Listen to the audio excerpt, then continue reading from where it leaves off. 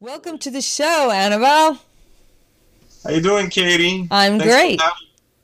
thanks for having me. It's a pleasure for me to be on your show this week. It's my pleasure all the time. So let's get going. Let's talk about what you do and about your site, Instructional Technology Solutions. Well, I started Instructional Technology Solutions last year after working as a multimedia specialist for a community college for almost 3 years. To tell you a little bit about my background, I was in the military for 20 years and I retired in 2008. And I decided to seek a new opportunity working with technology because I did that as a secondary job in the military. What instructional technology does is I try to help educators to integrate technology into their classroom, into their lives. And now that I met you, I'm going to try to help writers do the same thing. Excellent. That's right. We're going to get my Luddite friends up and running. Right. There's a lot of technology out there that they could be using to help them with their life and also to keep them safe on the internet because there's a lot of things out there that people are doing to try to steal your identity. It's unbelievable. I just got my first Twitter spam and wait till you see what somebody's saying about you. I also just had somebody, it's amazing. It seems like a sudden upswing of junk. I'm having the ones that really make me crazy are the ones emails with my friends' names that say, look what someone said about you. And also, I don't know how they get your friends' names. And then I also have the tweet I just got. And then on Facebook, somebody actually messaged me, a so-called friend, messaged me saying, hey, I need $1,000 for, a trip I'm going. I'm like, I mean, I don't bother answering. Who has time to answer even people?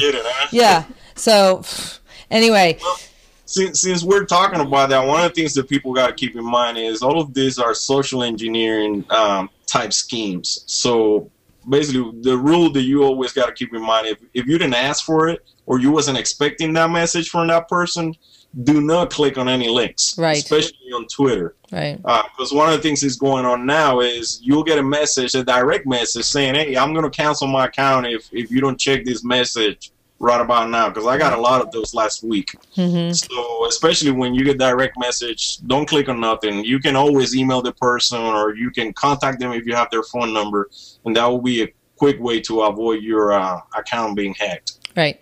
Right. And also never give money to anyone.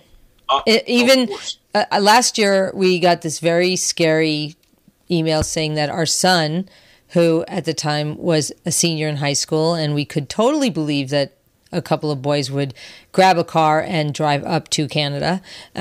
We got a phone call, or my stepmother got a phone call that her grandson was in jail. And it sounded, and she talked to the sheriff and she talked to a kid who sounded like my son, and it was this long drawn out thing with phone calls back and forth. And finally she called, she said, look, don't get upset, and he's safe, but he's in jail. And then she started, this is a really smart woman who was a senior executive at a very, very big prestigious company for 30 years. So this is no dummy, and completely taken in. And she said she started thinking, this doesn't seem right. And she finally called, and so it's so insidious and so prevalent.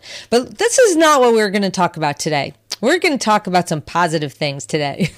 Before we just want our listeners to be careful. All right. So the first thing we're going to talk about, since we are actually on Google Plus Hangout, we're going to talk about Google Plus Hangout because when I, for example, have consulting clients, I don't like to do Skype. I don't like Skype anymore. I don't trust Skype anymore. I used to love Skype. And except for the fact that I didn't find it always stable, I suddenly realized, wow, I can no longer screen share and they want me to pay. And I was telling this to Annabelle about a week or so ago when he and I were talking, and he said, oh no, you can actually Skype for free, screen share rather, for free. And a lot of schools asked for Skype visits from authors and illustrators. And I said, what? No, it says you can. And he said, well, I'm going to tell you a secret. And so we're going to go through that secret. We're not going to share it yet. We're going to be evil and make you stay on the podcast before we can share that how to screen share Skype for free. We're going to talk about Google Plus first because I am enamored of that, and I don't like the fact that Skype makes you have to find the secret way to Skype for free and screen share for free. So first, let's do the Google Plus because it's a really cool way. You can easily do a screen share. I'm going to show right now. All you see this button right here, screen share, and you just do this and you click it and it brings up a window right here and you can pick which window you want to, and you just click it and the other person can see it and it's great. So I'm going to cancel that. So why don't you, Annabelle, you're the guest. You're going to be our tech guest. And so why don't you talk about how to even start a Hangout? Okay. So the easiest way to start a Hangout, since they changed the way that you start Google Hangouts, is actually from your Gmail account. So I'm going to go ahead and do a screen share, and I'm going to share my screen that I have over here. But you can start it a few different ways, right? Right. You can start a few different ways, but the easiest way that I found out to share it is by actually sharing your Gmail account screen from your Gmail account. I'm sorry. Do you see that there, my screen now? Yes, I do. Okay, so I'm going to switch to my Gmail account, and then over here, on the right-hand side of the screen, you see how I'm scrolling through all of the people that I'm connected to? Right. And the easiest way is to actually go in here and go over to the person that you want to have the Hangout with and just click on the camera icon, and that will automatically start a Hangout. Okay? Problem is Google haven't actually put out a way to tell you what all these little icons actually mean. So I'm going to tell you a little bit about that. When you see green, like that green bubble right next to a person's name, that actually means that they're available and they can hang out with you.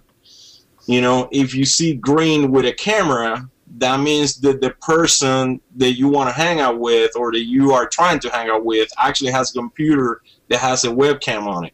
That's what the icon means. Now, if you see this guy over here, Mark, he's actually in a Hangout or in a chat with somebody right now, and he's using his camera. That's why he has the red over it.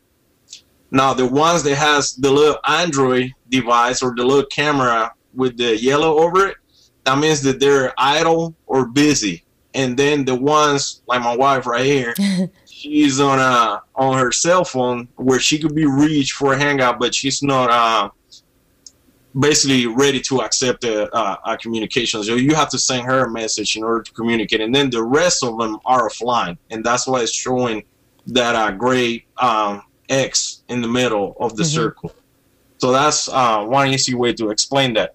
Another thing is right here, you can change this to try the new way the Hangouts work from your Gmail account. And you see on that, they already changed to tell you what all these things mean, but they haven't added all the icons. So that's another thing that is kind of like, in the works, or let's say in beta, because they keep trying new things. So you can click in here and change it. I'm not going to do it right now, or should I do it? What do you think, Katie? Sure, why not? Okay, so I'm going to click it and say try new Hangouts. And the reason that's kind of nice that I'm going to show it to you, because me personally, I don't like it. And the reason I don't like it is because it looks like the way it does now on Google Plus, and is utterly confusing, and you don't really know like who you're going to connect. And you'll see in a minute what I'm talking about. Yeah, this is what I have.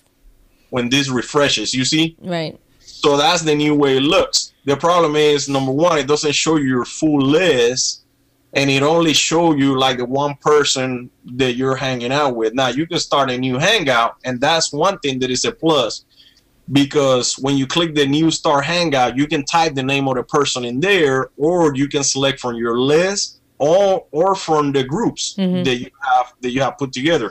If you're gonna do a Google Hangout in a group, the thing to keep in mind here is that, Google Hangouts only allow you to have 10 people at a time.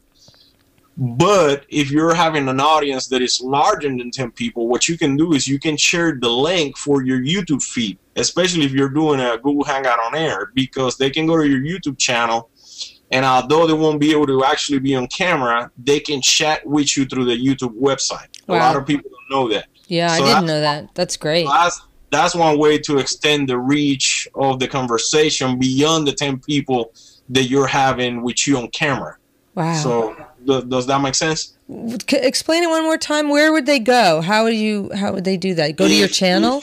If you like, we're doing a hangout, we're on air. What you'll do is you go to your YouTube channel and you're going to see, if you click on your videos, it's going to have a message saying, hey, you're on air, and it's going to show you that you're in an actual hangout. So, can you actually include a link at the bottom of your screen for, in your hangout or somewhere, so that you can say, hey, if you can't get in here, go over to my YouTube channel?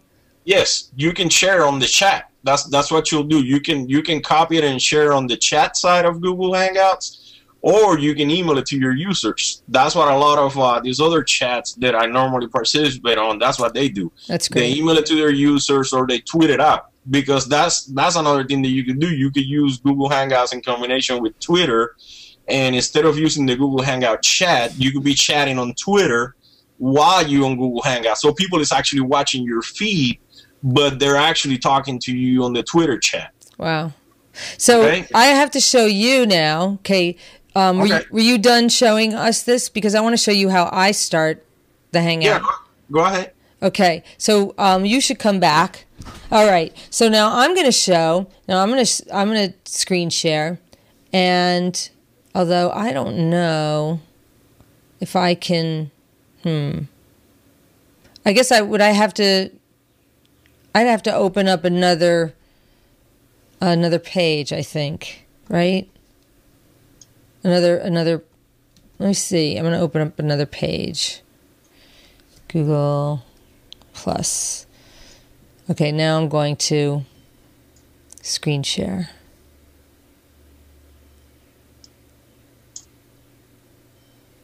Okay. Okay, now I'm sharing this, and I'm going to put it over here because I'm also filming this. So do you see my screen now, Annabelle? Yeah, I see it. Okay, so this is my Google Plus homepage, or where I'm sent. So this isn't. I'm not in my Gmail. So I came here to ring you up, and I just went here, and I just went down to here, and I clicked it. And if I did that, it wouldn't work because we're already in the Hangout, and it just rang you up like that. Or you can also click here and it will ring. But it also is weird because if you do it here, it rings in a different way than doing it from here. You're absolutely right. They have two different ringtones, saying you kind of got ahead of me a little bit. Sorry. But that's okay. I mean, now the one thing is, like, if you click on that little bubble that say Hangouts, just kind of click on that real quick. Here? No, at the top. Where you see that little, with here? the quotation marks, where it say Hangout. Here? Yeah, click on that. Yes, it went away. You see how it hides it?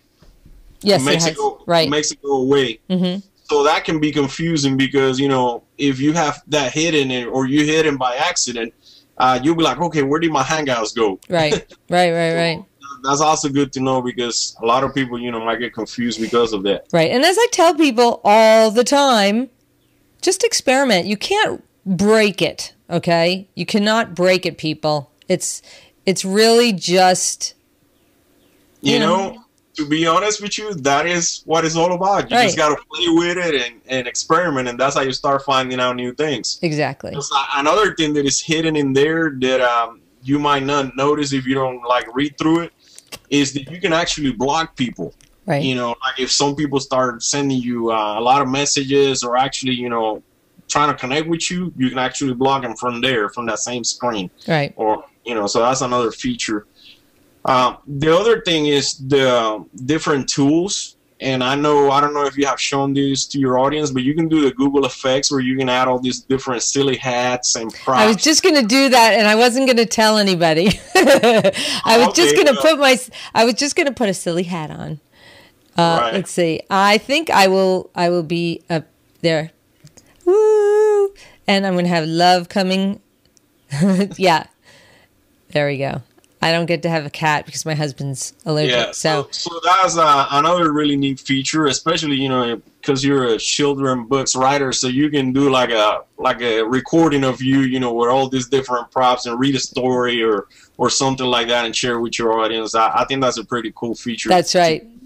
So I just also want to tell people that I clicked on my own square here, and that is why I'm now the big person and I'm the big person and Annabelle is not. Okay, so I'm going to click back on him since he's my guest. I don't need to be all big like that.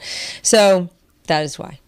So, okay. And then if you want to get rid of it, you can just click it and you just go to the bottom where it says remove all effects. There you go. And that will get rid of it. And then we have to act like grown-ups again. Right. And then another thing is, if you look on the left-hand side of the screen, going from the bottom from the top to the bottom, you have your chat menu where you can enable your chat right-hand sidebar, so you can start chat with whoever you're communicating with. Then you have the screen share, which is the one that you click on to share your screen.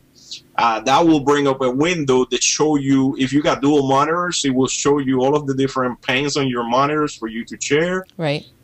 The capture one allows you to take pictures of what you're actually showing to the audience. So, okay, I see you. I see you taking pictures over there. What are you doing, Katie? I'm showing them what you're saying. Yeah, exactly. And then you have the Google Effects, which we show you already, all the different props. And they also have sound. So you can have like a clapping sound, a bell ring, or you can have a birthday cake with a candle and then start clapping. So that's another effect.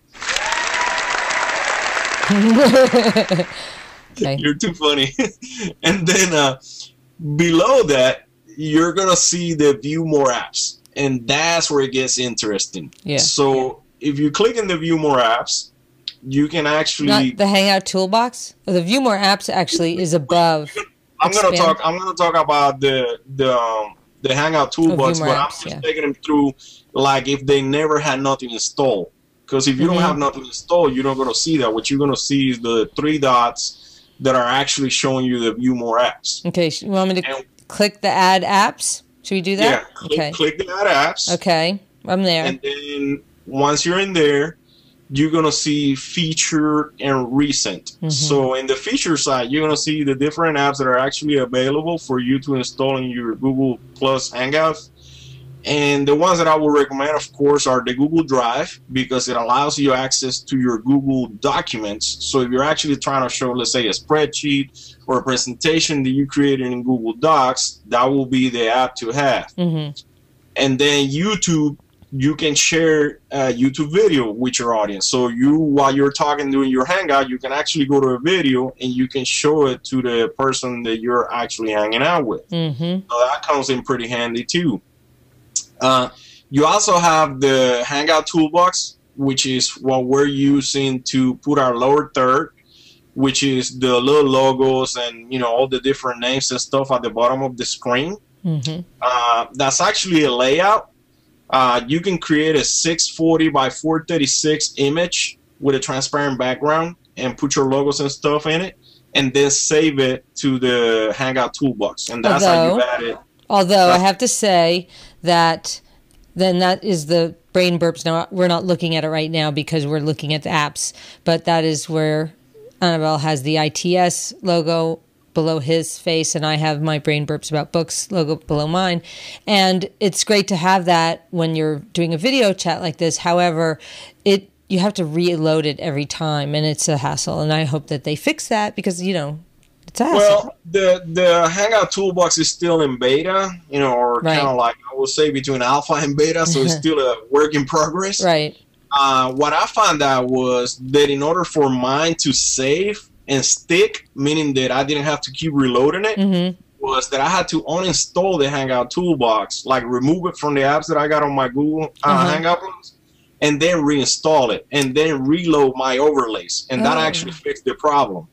So I should get rid of my Hangout toolbox and then reinstall it. Okay. Reinstall it. That's the fix for that. Okay. Because sometimes what happens is the developer makes an update, let's say over the weekend, Right. and he posted on his blog. But if you don't go look at his blog to see that he actually did the update, you're not gonna know it. Right. And then that's what happened. You come back and you're like, oh, my overlays are gone. But that's what happened. They did an update, and you got to reload and then resave them. Okay, good to know. So good to know. I had that happen to me, and that's the fix for that. Okay. All right. So another app that I would recommend is if you're, let's say, trying to help your mom, your dad, or even your children at a distance, you can install the remote desktop app. And what that one allows you to do, it allows you to control the other person's computer and to actually take over their mouse. So you can actually do like tutorials and things like that at a distance. That's great. So that's another really nice one. And they just added that about 2 weeks ago. They added that app. Wow. So that's another one that I would recommend. And that's about it for Google Plus. Okay. Hangout. That is one more thing. Yeah. One more thing. There's a couple difference between the Google Plus Hangouts and Google Plus Hangouts on Air. And I just want to say that because when you do a Google Hangout, you're just doing like a video conference, like if you was actually using Skype. But when you do the Google Hangout on Air, it actually records to your YouTube channel. So then you can go back and watch the video of your recording. And also it's public, right? If it's on air? It is public when it's on air. So anybody that goes see your YouTube channel, like I was saying earlier, what's going to happen is they're going to see a banner at the top of the channel that is going to say, hey, this user is on a Hangout on Air. And if you click on that, it takes you to that video. Right. And also the one we are doing right now, though I will make it public, is not public as we record it. Because you're actually capturing it from your Mac. Right. Right? Okay. Yeah. Cool.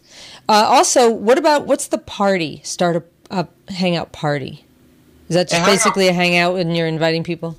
A Hangout party is exactly what you just said. Is something where you just start inviting people, or you can just get with anybody that is willing to hang out. It's kind of like when Skype came out and they were letting anybody Skype with you. Yeah. That's basically what I would compare it to. Okay. But another thing is you can go into your Google Plus page, and I'm actually going to share the screen now so I can show you that.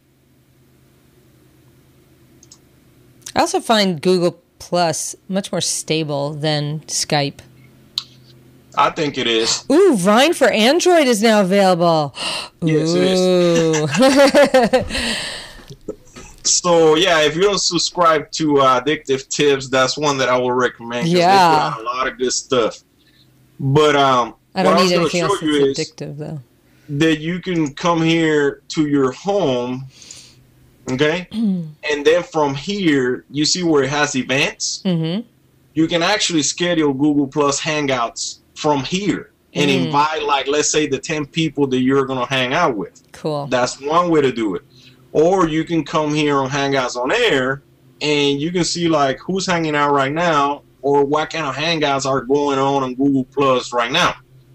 And you can, try to join them if it's less than 10 people, or you can, try to go find one where there's not 10 people and you can join. Right. So that's another feature that a lot of people don't know about. Well, if there are 10 people on air, that means their faces are on air, but you can still add to the chat. You can still watch it and contribute via text, basically. Yeah. Most definitely. Right. Yeah. Okay. So now we're going to discuss. Let's first tell about the Skype screen sharing. Okay. Let's reveal that secret. And the reason I don't like that they do that is that, I just think it's kind of, I don't like that it's sneaky. It's sneaky. I don't like that. I mean, let people do it. Don't sneak that you want them to pay. Or, what happened to you? I'm still here. Okay. So I'm bringing the Skype up so I can show you this. Okay, good. Don't want to lose you. You see it on the screen now? I see it on the screen. Yes, I do. Okay. So the reason why this is rotating like that, and I'm not really connecting to Skype, but I'm just gonna tell you where it's at. Mm-hmm. It's because we're in a Google Hangout, and I'm already using the port for video, so it's not gonna actually connect to Skype. Right. But the trick to actually do the sharing is, once you're connected with somebody, let's say I'm connected with any of the people in my list, all you have to do is you go to call, and then from call you go to the share screens. Okay, that is going to bring up a window that is going to try to prompt you to actually buy the service for screen sharing. Okay, but what you have to do is, let's pretend this is the window right here. In the little small corner right here, the lower left hand corner, you're going to see a box that is going to say continue. And what you do is you click on that box, and it's going to bring another screen with very small letters at the bottom that it actually tells you, hey, you know, you can use it for one person for free. You know, and that's kind of like a bad way to explain. Maybe we should have done a Skype session, and I could have shown you that way, or we could take screenshots of it, and then you can share it later. I think what we'll do is, after we're done, maybe we will get off and do it via Skype, and I will record it if we can't. Yeah, if we have time. If we have time. This is a big maybe. We'll see. Yeah. But basically, is don't be deterred by that main screen that you see initially. When it tells you to actually go and pay, click OK that you want to pay. So it takes you to the next screen where you're going to see the option in very small letters to actually let you do it for free just with one person. Yeah. And that's the catch. Yeah. It's kind of deceiving, like you said. Yeah, I don't like that. Okay. I don't like it either. Yeah, let's move along. Now we're going to discuss Dropbox, because a lot of people still don't know about Dropbox. And Dropbox is a service that does have some free you know, a lot of these services have a free trial or a free access up to a certain amount, which I definitely use. But I use Dropbox so much that I find it very, very worth it to pay. And I also think that, you know, I do believe in you get what you pay for, and it's valuable to pay for things that are valuable. Well, even you know, even the free version has a lot of advantages. Oh, yeah. One of the main advantages is that basically it's everywhere. Yeah. Because once you get a Dropbox account and you get the Dropbox app, let's say on your iPhone, your Android, your iPad, anything that you have inside of your Dropbox, like let's say, for example, I have all my camera uploads here, I have presentations, I have, you know, different things in here. All of these will be shared across all of my devices, meaning that I could be anywhere in the world, really, and I will have access to any of these documents. The other really cool thing about Dropbox is you can share some of these files. Like, let's say, for example, if I go to my public folder and I wanted to share this, I just click the copy public link, and then I can share that with anybody that I want to without having to need a password. Wait, or anything. No, that's not actually true anymore. I think the newer accounts, if you open an account now, it doesn't show you the public links. I don't think they provide you with a public box anymore. Yes, that is true. And I forgot to say that, but I'm saying it now. If you're an old user, like I've been with Dropbox since the beginning, you still have that option. Right. But you can just, all you have to do is share a folder. So you can still share a folder. You're right. Yeah. Absolutely. You're right. Then the other thing is, because it's a collaboration tool, you see how they have this up here saying get free space. So as you share links with other people, you will get free space up to 5 gigabytes for free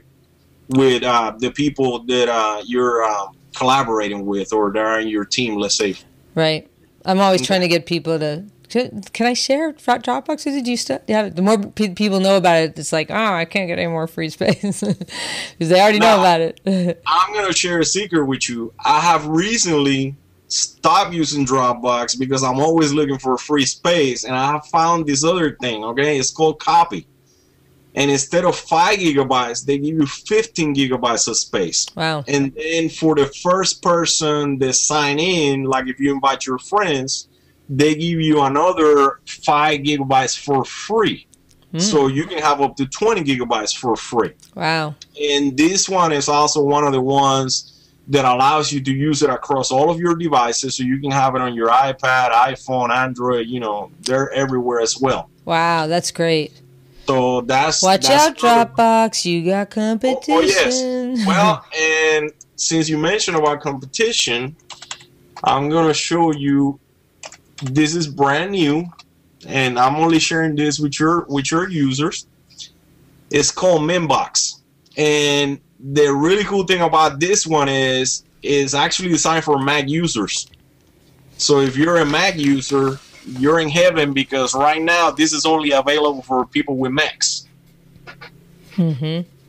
So they kind of pick a corny song, so bear with me because I'm going to play this video here, but just so you can get the point of what they're trying to do.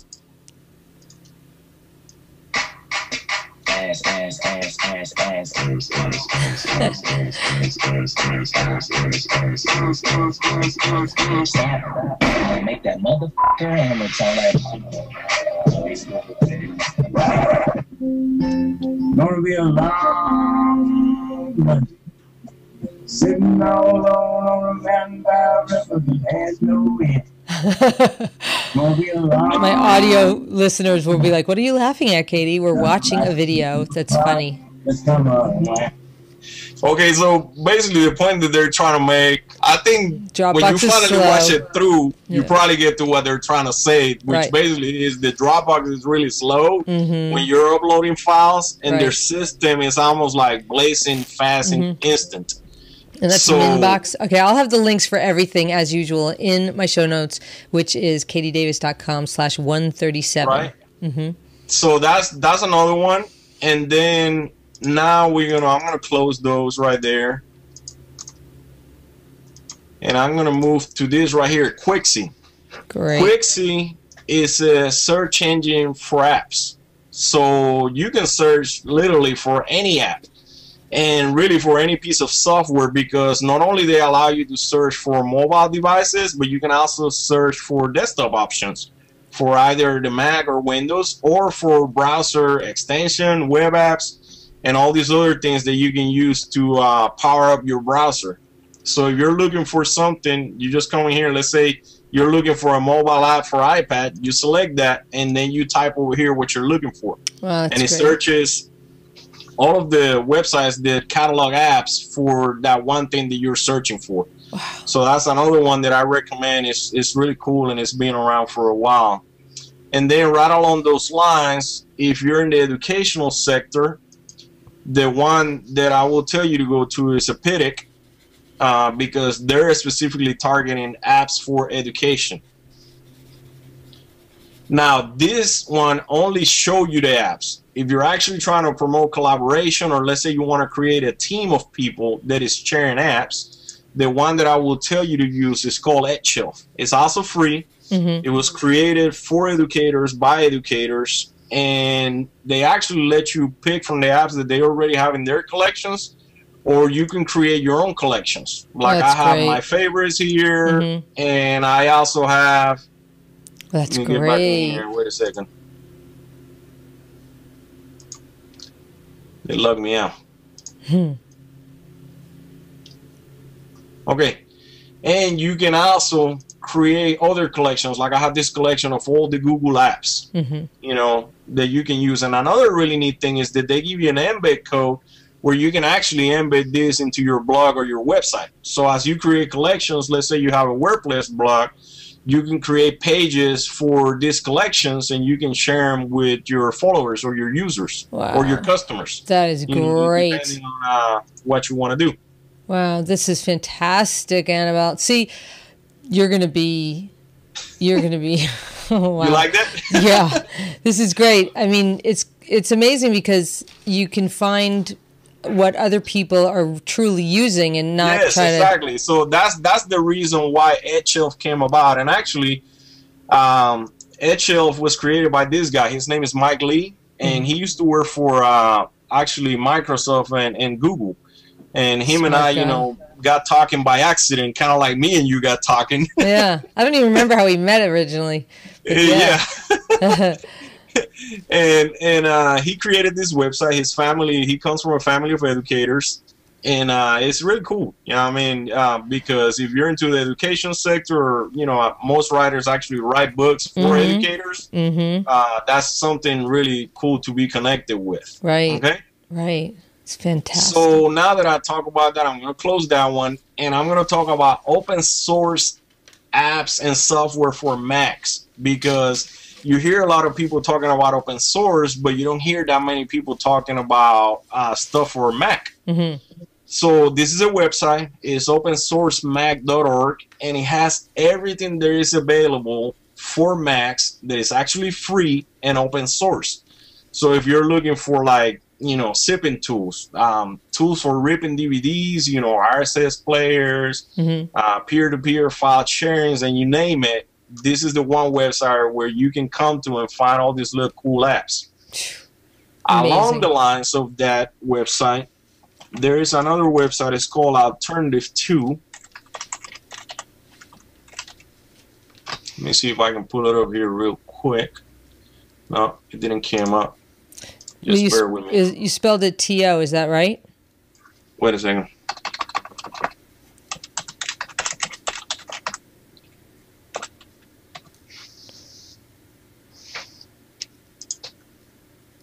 Oh, Alternative 2. There we go. Alternative 2. It's alternative2.net. Now, what this website allows you to do is kind of like along the lines of Quixie, but this one is actually a little bit different. Because let's say, for example, we're looking for Mac stuff, and you can search in here by type of license, whether it's commercial, free, or open source, and you can search by operating system. Right. So you get an alternative to something for a different system. And then it gives you, like, if you was looking for, let's say, Adobe Photoshop, it will show you all of the alternatives for Adobe Photoshop, whatever they're paid, free, or open source. Wow. So if you're like me, cheap, and you're trying to save money, you come in here and you look for those things. Amazing. So, and the thing is, like, it's showing you right here, you know, the ones that get most views. Like, this is one that I have installed on my Mac, Red Quits, because I'm originally a Windows user, so I'm used to clicking on the X to close Windows. So what this does is it loads a script on your Mac to when you actually hit the X on a window on a Mac, it actually closes like it does on Windows. Well, that's what it does on Macs, too. Well, it does, but it doesn't. What? Sure it does. So, okay. So I showed that one. So I'm going to move right along, and I'm going to talk a little bit about Evernote right now. Yeah, we're going to do Evernote. That's great, because as techie as I am, I really do not use Evernote properly. And I will tell you that when I open Evernote, I'm going to tell you this right now. I'm going to open it up, and okay, I'm going to open it on my iPhone, and here's the prompt I get. Like 6 times. Synchronization failed. An unexpected error occurred while synchronizing with the Evernote service. And I have to click OK. And then I get another one. Synchronized fail, unknown error, U, £. But I get it a whole. And then if I try to open something, it still opens it, usually.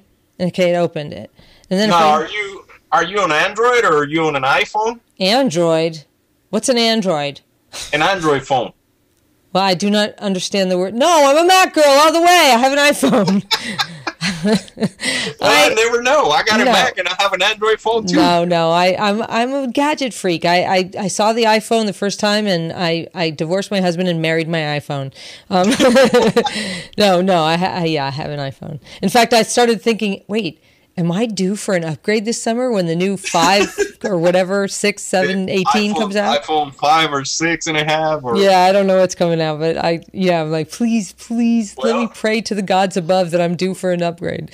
We'll find out June 11th. Yeah, so that's Monday or Tuesday. Right. Yeah. So, I don't know why it says synchronization failed. I have no idea why it does that. Well, what I notice is that you maybe have your app profile is corrupt. So what I would recommend is delete the app completely and then delete the app from iTunes as well, because that happens a lot of times when your apps get corrupted. The actual cabinet of the app gets corrupted. The only way to fix it is by deleting the app from the device, but you also got to delete the app from iTunes, because if you synchronize your phone with iTunes, it basically download the corrupt app also into your iTunes. Right. Will all my documents in Evernote get deleted though?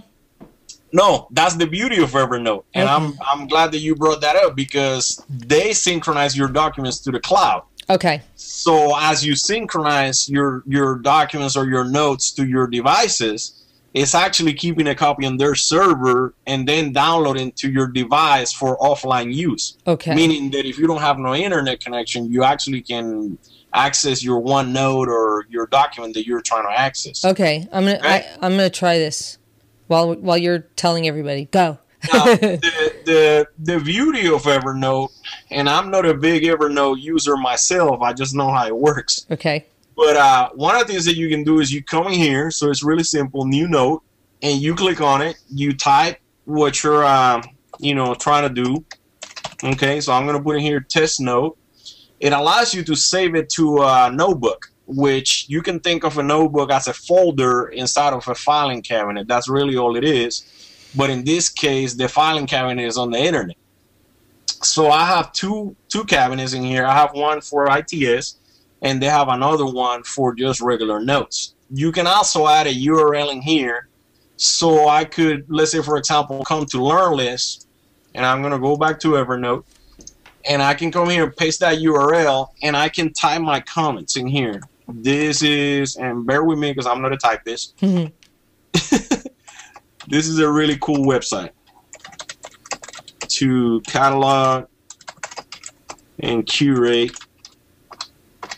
I misspelled that. That's fine. That's enough. Okay, good.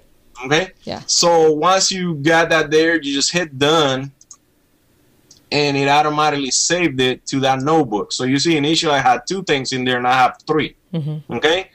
The other really cool thing about this is that not only you can do this from the website, you can do this from your phone or your iPad.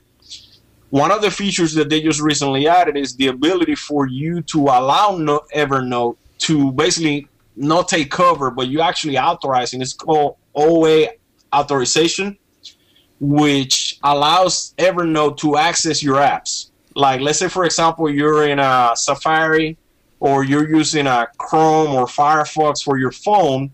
If you go to a website, when you share a link, you can select to share to Evernote. And the first time that you do that, it's going to ask you, do you want to authorize Evernote to access this application? And then you click yes. So every time that you want to save something to Evernote, all you have to do is click on the Evernote links, and it automatically saves it to your Evernote account. Wow. Is that neat or what? Yeah. Yeah.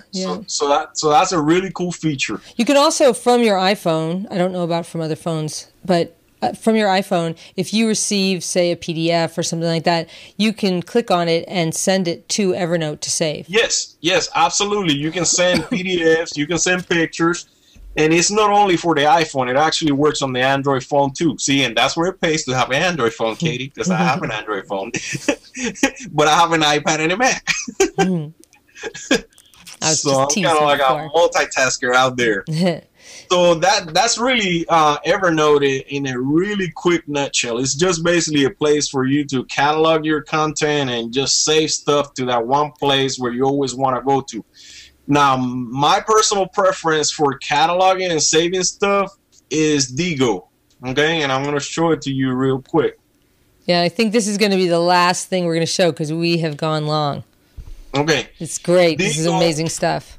Digo allows you to curate content from all over the internet, and contrary to Evernote, it allows you to go through articles, highlight them, you can make notes, and you can catalog all your stuff, and then you can make lists. Like if you follow me on Digo, you can go to my free and open source list, and you can see all of the different tools that I've been sharing that are free and open source. So you see, like, I got audio tools, bookmarking, converters, copyright, Firefox add-on, imaging, Mac users group, media center. So let's say, for example, the Mac users group. I just click on that, and it's going to show all of the tools that I'm sharing for Mac that are either free or open source. Wow. Yeah. And we're so lucky that you're going to be our newest contributor. Once a month, you're going to have, you're going to be sending us new information every month. Well, good. I'm glad to be able to do this for you. That's great. It's going to be wonderful. Well, okay, well, come back to us, Annabelle. Let's see you, because we can see you answer our last question that everybody knows. Every guests on Brain Burps About Books, and my regular listeners know, and they look forward to this, the answer from every guest. So, Annabelle Pacheco, if you were to go to the yard sale of any character in the history of children's literature, whose would you go to, and what would you buy there? Well, if I was to go back in time, I will go back to elementary school, and when I read Huckleberry Finn, that was one of my favorite all-time books. And I would want to get his backpack. You know, that little backpack that he was carrying around, a little bag. It wasn't really a backpack. It was like a burlap sack that he would carry around in that little stick. Yeah, I would get that. I don't know why, but that's the one thing that I would want to get. That's excellent. No, I don't think anyone's ever gone to Huckleberry Finn. That is really awesome. They'll probably not as old as I am. I don't know. We've had a range. Thank you so much, Annabelle. And we'll see you in a month to give us your first submission. I look forward to it. Until then, stay connected. Keep looking. Thank you.